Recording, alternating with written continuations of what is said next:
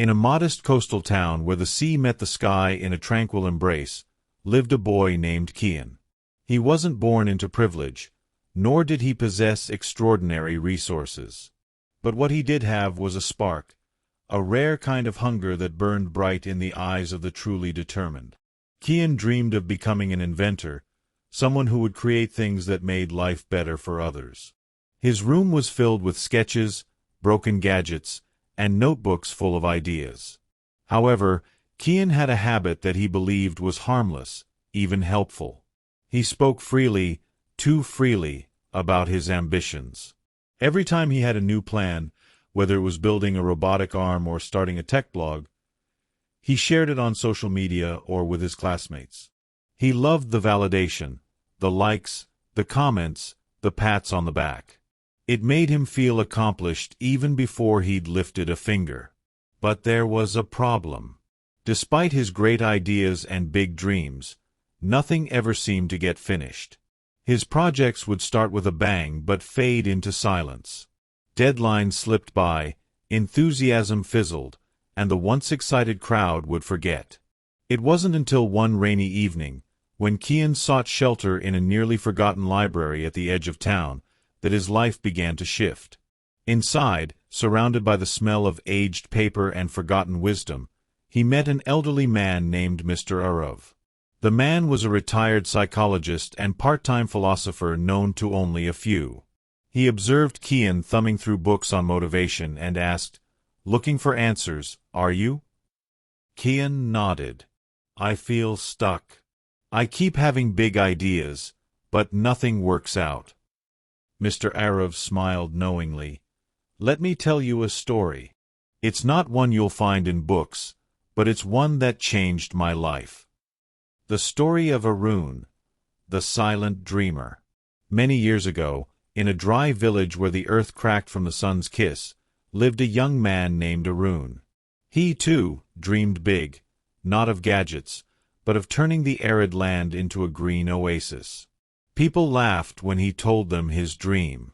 "The soil is dead," they'd say. "Even weeds won't grow here." Arun listened to them once. He told them everything he planned, the techniques he'd learned from books, how he'd use water conservation, how he'd bring bees and pollinators. But each time he spoke, he noticed something strange. The more he talked, the less he worked. He felt drained, distracted, and discouraged by the skepticism of others. So one day, he made a vow to stop explaining and start acting. He built irrigation channels in the early hours, planted seeds under moonlight, and researched quietly at night. People stopped asking about his dream because he no longer talked about it. 5 years passed. One morning, a group of travelers passing through the region were stunned to see a patch of lush green amidst the dusty desert. Birds sang in mango trees, bees buzzed over sunflowers, and a clear pond reflected the sky. Arun's farm had not only flourished, it had transformed the region. When asked how he did it, Arun said something simple yet profound. "I realized that words are like fire. They can either cook your food or burn down your house. I chose silence, and in it, I found clarity." As Mr. Arav finished the tale, Kian sat in silence, letting the lesson settle.